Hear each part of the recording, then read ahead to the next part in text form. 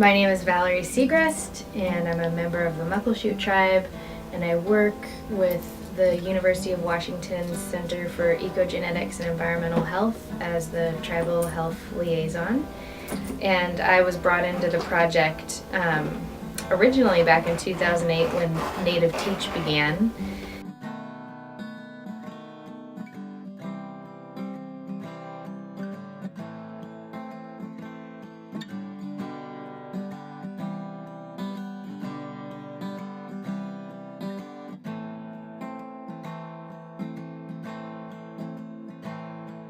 My name is Romajean and I'm a Muckleshoot tribal member, and I also facilitated an environmental health conversation for the Native Teach project. The conversation was held inside of a cultural sovereignty class at the Muckleshoot Tribal College, made up of tribal and community members, but it was really open for people to determine what environmental health means for them as Native people.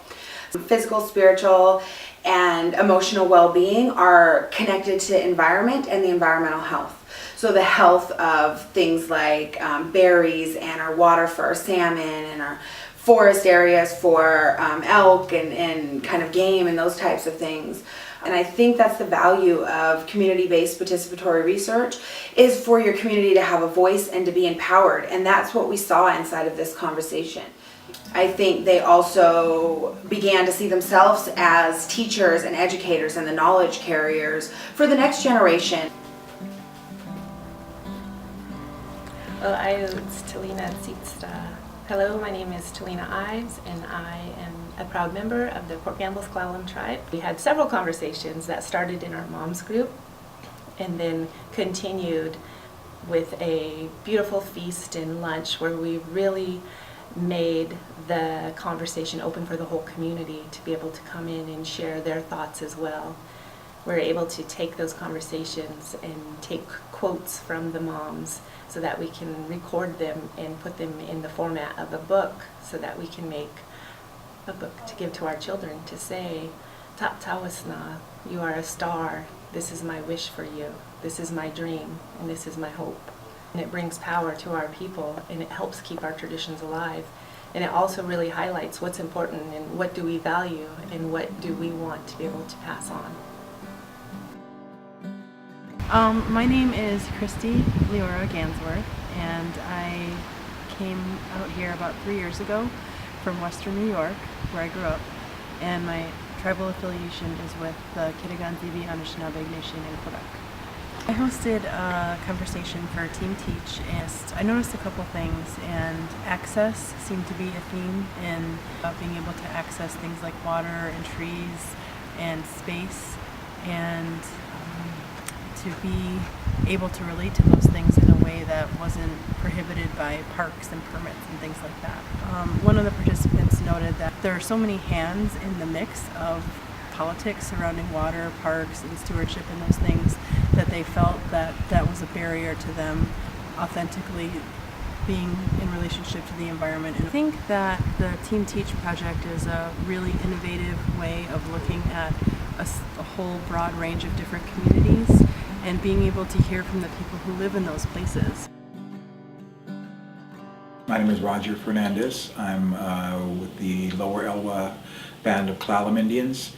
Our traditional name is Nuxklayam, which became in English Klallam, and I'm also part Makah. I proposed to do a show where we'd have different Klallam artists from the Lower Elwha Reservation create pieces and then hold a show. And they each created pieces of art that spoke to wellness. And for the Elwha people, the river that we live upon was dammed over 100 years ago. 2 big dams were put up which essentially cut off the life of the river, wiped out the salmon runs that were there. And our people, the Klallam people, the river is named for us, fought that dam for over 100 years, and finally we were able to have it brought down. And so it plays a very important part in our current tribal identity, the idea that the river is free again, the salmon are coming back again. And in the artwork, each of the artists spoke to either the salmon or the removal of the dam. I've participated in many projects where now natives coming to our communities and doing research, and sometimes good things came out of that, and sometimes we don't know what came out of it. But if you include the people, and not just at the research level, but at the planning and where the theories are established that drive all the work, if you include the people, then they have a vested interest in seeing that it come through. Hello, my name is Elizabeth Campbell, and I'm a Spokane Tribal member. And so when this environmental health challenge project came about, it seemed like Spokane Tribe was just right for it. So a couple of the big environmental health challenges in that area of eastern Washington, Spokane Tribe lost its access to the rivers with the Coulee Dam being put in place, and our uranium mining that's in the water. So what came out of our community discussions was that they really wanted to create a digital story, but for their own community and their own families, just to see and hear and witness. These are our community's challenges, and we're doing something about it. Well, I'm Jessica Marie Porter, and I'm a member of the Chinook Indian Nation. The project that I'm working on is called Free Range, where heritage meets hope, and it's a story about my community and my heritage and the healing that we're going through. The biggest part is giving people an opportunity to see themselves as a part of a community and become aware that they're a part of a community. So much of our lives, our modern day lives, are so isolated from each other or from the very things that make us thrive as people, the resources and the environment around us. And so my role as a researcher is more just about helping people make meaning around their connections within their community.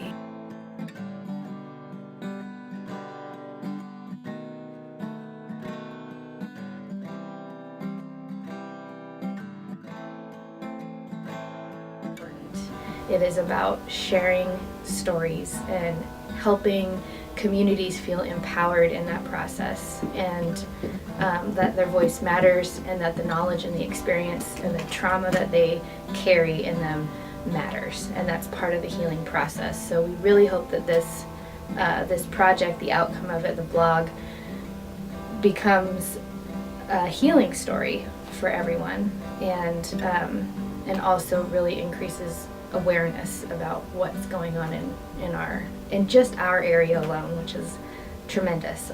There's a lot of work to be done. So I hold up my hands to all of creation. May I stand in such a way to bring honor to my relations, and may I happily meet all my obligations in anticipation